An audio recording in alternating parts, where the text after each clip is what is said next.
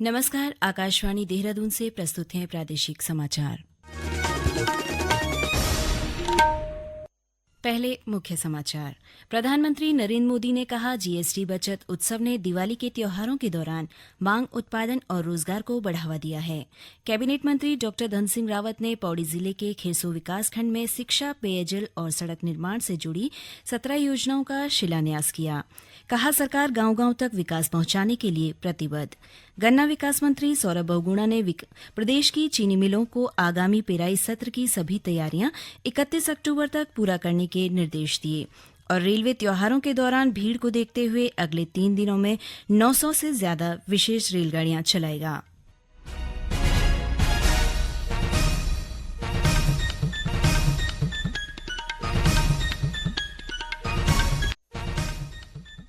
समाचारों के साथ मैं गीता नेगी और अब समाचार विस्तार से। प्रधानमंत्री नरेंद्र मोदी ने कहा कि जीएसटी बचत उत्सव ने दीपावली के त्योहार के दौरान मांग, उत्पादन और रोजगार को बढ़ावा दिया है। इससे अर्थव्यवस्था को बढ़ावा मिला है। नई दिल्ली से 17वें राष्ट्रीय रोजगार मेले को वर्चुअली संबोधित करते हुए श्री मोदी ने यह बात कही। जीएसटी बचत उत्सव ने भी नए रंग भर दिए हैं।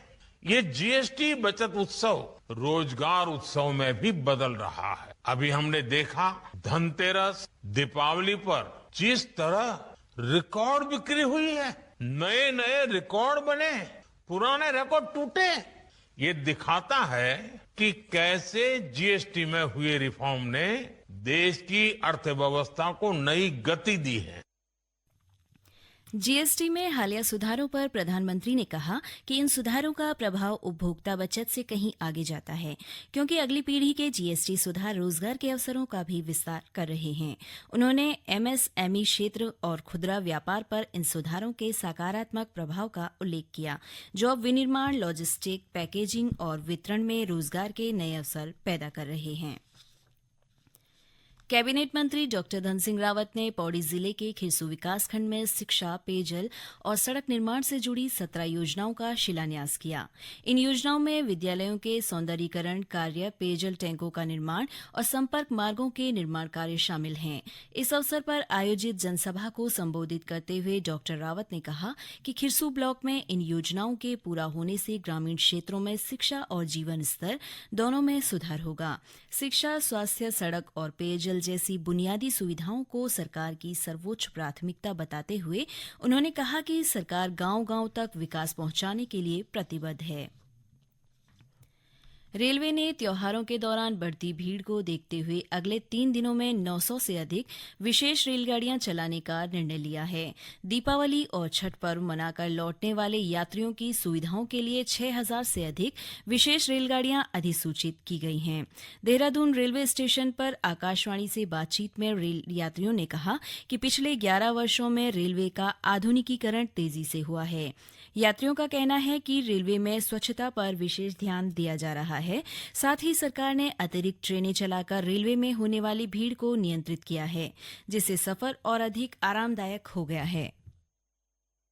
बहुत व्यापक सुधार हुए हैं, खासकर जो नई ट्रेनें चल गई, वंदे भारत, अमृत भारत, तो लगता ही नहीं कि जैसे हम देहरादून और लखनऊ के बीच की दूरी 14 घंटे 15 घंटे में तय करते थे, आज 7 साढ़े 7 घंटे में जो है लखनऊ में बैठे और यहाँ देहरादून में खड़े हैं तुम्हारे सामने। बहुत अच्छी सुविधाएं हैं। साफ सफाई की, भोजन की तो मान ली व्यवस्था है ही, लेकिन साफ सफाई बहुत उत्तम है। हर तरह की सुविधा, माने कोई आपको जरूरत पड़ जाए मेडिकल की है कुछ, तो तुरंत 2 मिनट में हाजिर है। बहुत व्यापक सुधार है। बहुत ज़्यादा, मैं तो बोलूँगी पहले भी हम लोग ट्रेन से यात्रा करते थे और अब स्टेशन वगैरह की भी इसमें काफ़ी जो सफाई में, स्वच्छता में तो काफ़ी बदलाव हुआ है। बहुत बेटर हुआ है पहले से, इसमें कोई दो राय नहीं। बहुत बदलाव हो गया है। बहुत ही सेटिस्फाइड सफ़र था, बहुत अच्छा सफ़र था।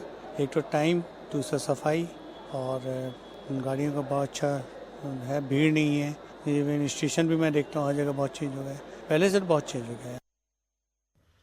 केंद्र सरकार ने पोषण और प्रधानमंत्री मातृ वंदना योजना के टोल फ्री हेल्पलाइन नंबर बदलने का निर्णय लिया है।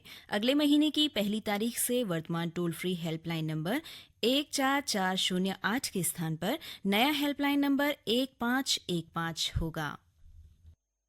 आकाशवाणी के देहरादून केंद्र से प्रसारित किए जा रहे हैं। ताजा समाचार के लिए आप हमारे सोशल मीडिया एक्स व Facebook page Akashvani news Uttarakhand को फॉलो कर सकते हैं।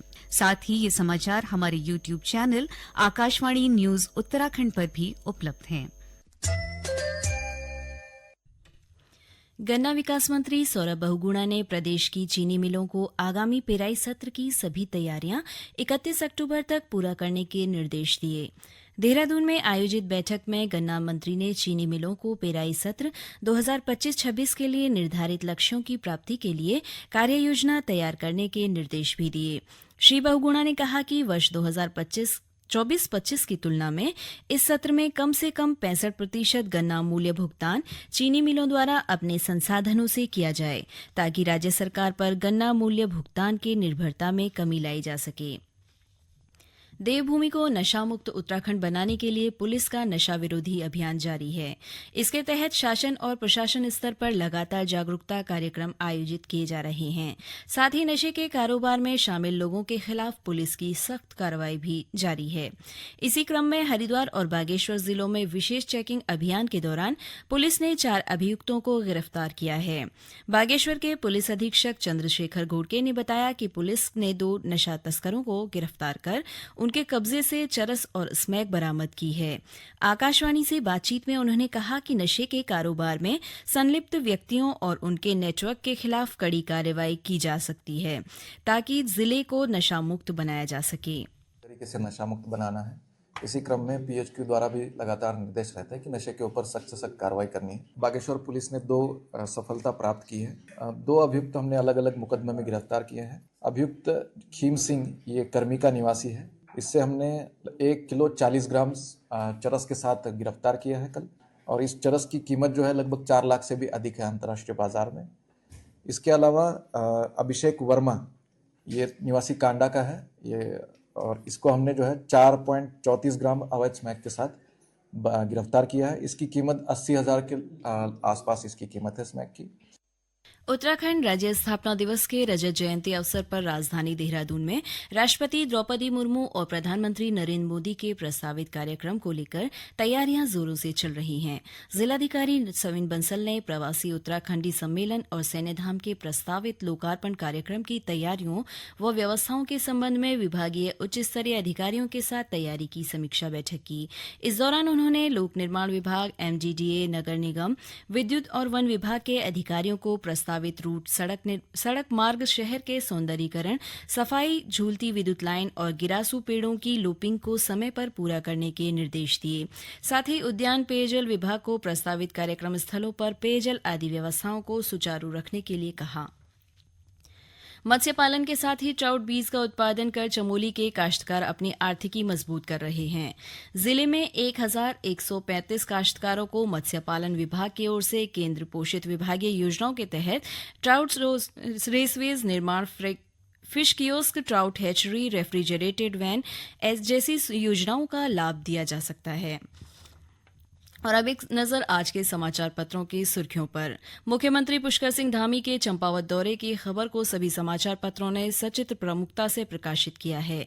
इस खबर पर हिंदुस्तान समाचार पत्र ने मुख्यमंत्री के हवाले से लिखा है कि लैंड पोर्ट बनने से भारत नेपाल के संबंध मजबूत होंगे। अमर उजाला की सुर्खी है, पंतनगर की तरह चंपावत में खुलेगा उत्तराखंड का दूसरा कृषि विश्वविद्यालय।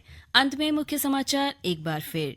प्रधानमंत्री नरेंद्र मोदी ने कहा, जीएसटी बचत उत्सव ने दीपावली के त्योहार के दौरान मांग, उत्पादन और रोजगार को बढ़ावा दिया है।